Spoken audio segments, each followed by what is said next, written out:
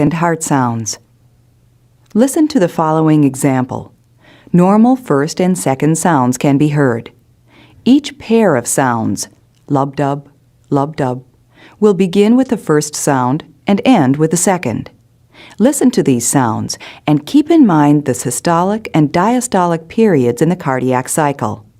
Normally, the first sound is slightly lower in pitch in comparison with the second sound.